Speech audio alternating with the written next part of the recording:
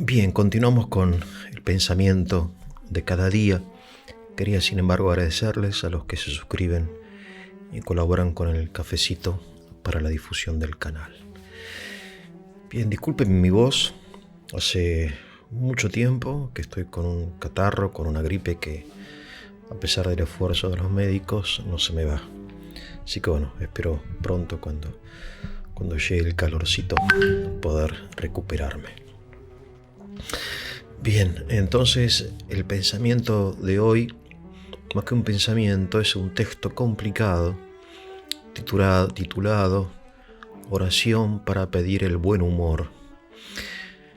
Su autor es Tomás Moro, que fue un hombre muy importante en la Inglaterra del siglo XVI, canciller, es decir, la persona más importante después del rey, de Enrique VIII, ¿no? Cuando ocurre la separación de la iglesia anglicana, ¿no? Mediante el acta de supremacía.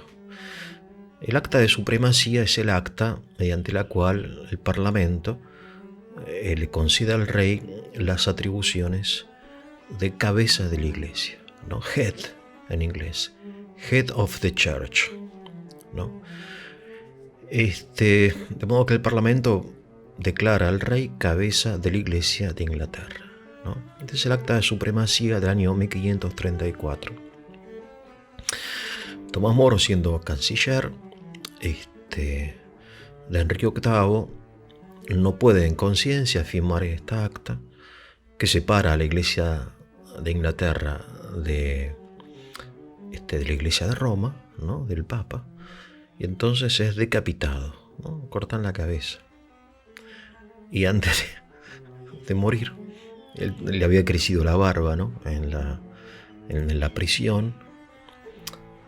Y entonces le dice al que lo va a decapitar, ¿no? Con un hacha. Todavía no se había inventado la guillotina. Entonces le dice, bueno, por favor, sacame la barba, porque ella no tiene la culpa, ¿no? O sea, lo último que dijo fue una humorada, ¿no? Fíjense qué hombre interesante, Tomás Moro. Bien. Conservó un buen humor. Vamos a hablar de esto. Bien, entonces en 1535 muere, ¿no? 20 años después, un poquito más, en 1558, 59, no me quiero equivocar, hay una segunda acta de supremacía, ya durante el reinado de Isabel, que en lugar de hablar de cabeza de la iglesia, que el rey es la cabeza de la iglesia, dice que el rey, la reina, es la gobernadora de la iglesia. O sea, cambia el término, porque obviamente el término cabeza de la iglesia para cualquier cristiano se aplica exclusivamente a Jesús, ¿no? Ya que claramente en las cartas de San Pablo, ¿no? Que Cristo es la cabeza de la iglesia. Entonces, al cambiar este término, ¿no? En la segunda acta de supremacía, de cabeza a gobernadora, le da cierta posibilidad a los católicos de aceptar el status quo, ¿no? De no vivir en las catacumbas. En fin, de todas formas, los católicos tampoco podían firmar la segunda acta, ¿no? Sufrieron muchísimo, hubo una inquisición, una auténtica inquisición anglicana, de la cual no se habla, ¿no? Solamente se habla de la Inquisición católica, de la persecución de los anglicanos hacia los católicos, de cómo fueron privados de sus tierras, de sus títulos, de su vida, como en el caso de Tomás Moro, ¿no? No se habla, bien, en fin. Bueno, qué sé yo. La historia la escriben, la historia la escriben los vencedores, dice, ¿no? Bien, pero más allá de eso, quería compartir con ustedes el texto de la oración del buen humor, que es una oración profundamente filosófica. Quizá ustedes la conozcan, pero quizá no la hayan analizado como conviene, ¿no? Porque el humor, ¿por qué es bueno? Uno dice, bueno, en una época tan trágica como la de Tomás Moro, ¿no? ¿Hacía falta el humor? ¿Hace falta el humor? No. El humor hay que reservarlo para las vacaciones, para el descanso. Pero en medio de una guerra, es decir, ideológica o o bélica, el humor es como que está... Y no, precisamente en esa condición, circunstancia trágica, Tomás Moro insiste en la importancia del humor. El humor es necesario no cuando estamos bien, sino cuando estamos mal. Es decir, en medio de la tragedia es importante el humor. ¿Por qué? Porque el humor nos ayuda a distanciarnos. Fíjense ustedes que en el año 1940 Charles Chaplin grabó, digamos, ¿no? Actuó, mejor dicho, protagonizó la película El Gran Dictador, 1940. ¿No? O sea, cuando Hitler todavía era un hombre poderosísimo, ¿no? Había invadido Europa, se había hecho dueño de toda Europa continental, ¿no? Era un dios germánico, ¿no? El sucesor de Thor, bien, Hitler, ¿no? El Führer, el líder. Y Charles Chaplin tiene la genial idea de convertir un objeto de burla. Se burla, el gran dictador es un payaso, no es un dios, es un payaso. Y eso ayudó muchísimo en su época a todo el mundo a ver a Hitler en su realidad, que no es un semidios, sino es un payaso, un dictador, ¿no? Por más serio que sea, en el fondo está vacío, ¿no? Por esto de fruncir el ceño, en fin, ¿no? Como dijo alguien, todos los grandes criminales tenían el ceño fruncido, serio. ¿Viste? Lo mismo sucedió en la Unión Soviética, que después de la muerte de Stalin, año 1953, y sobre todo en los años 70 y 80, surgen humoristas que se animan por primera vez a reírse de Lenin. Yo fui, ¿no? Año 1993 al mausoleo de Lenin en la Plaza Roja. Era como entrar en un santuario, ¿no? Él estaba embalsamado así, ¿no? Iluminado. Parecía el sepulcro de un Cristo, vivo, Lenin, ¿no? No estaba muerto, está ahí. Entonces todos pasábamos en silencio, ¿no? Venerando a Lenin. Bueno, claro. Entonces, de repente, años 1980, 1990, humoristas, ¿no? Yo he conocido algunos, ¿no? Posteriores, no sé, Zadorno, Petrosian, Joanitsky y otros, se empezaron a reír de Lenin. A reír. Y eso derrumbó a la Unión Soviética. Fue parte, obviamente, no fue la única causa, pero ya en el alma del pueblo soviético dejó de existir esta veneración religiosa hacia Lenin o hacia Marx, ¿no? Se reían de Marx y de Lenin, que tenía una forma de hablar así un poco como un gangoso, realmente. Lenin era medio un gangoso.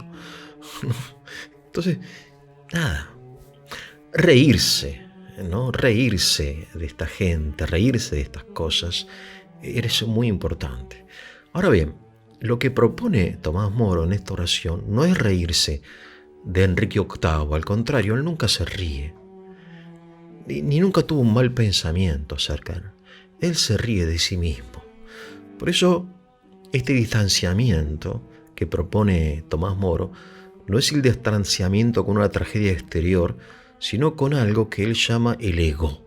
Por eso no es un humorista, es un santo, ¿no? Canonizado, Santo Tomás Moro. Porque él dice, Señor, dice, concédeme, si quieres les leo un par de frases, ¿no? La van a encontrar en la web. Dice, concédeme un alma que no conozca el aburrimiento, las murmuraciones, los suspiros y los lamentos. Menciona 4 cosas. Y no permitas que sufra excesivamente por ese ser tan dominante que se llama yo.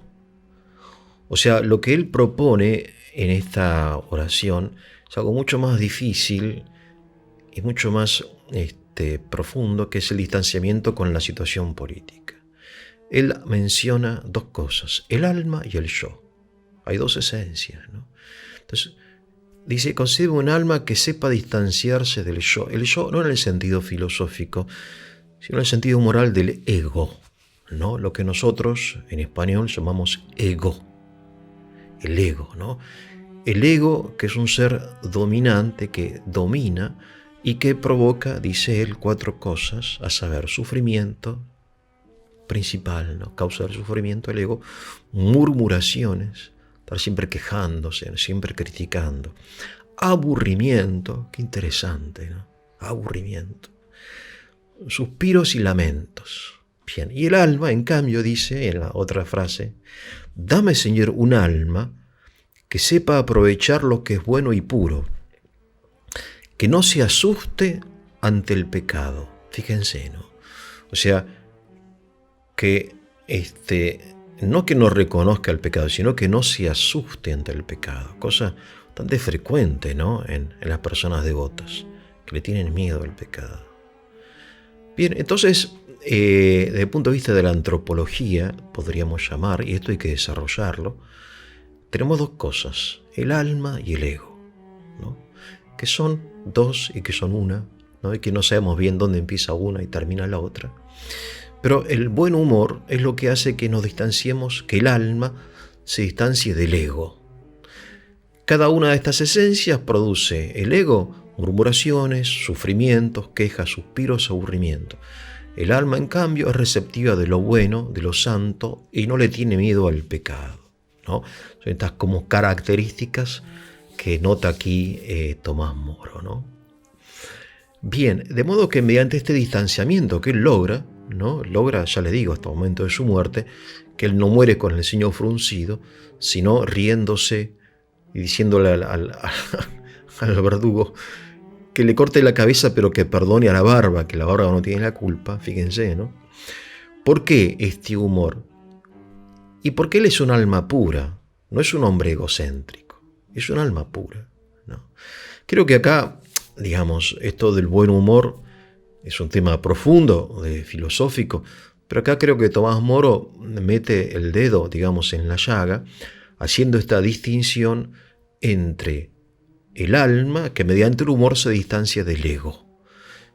Todos creo que nosotros entendemos esto y que podemos aplicarlo con mucho provecho en nuestra vida, aprendiendo a reírnos de nosotros mismos.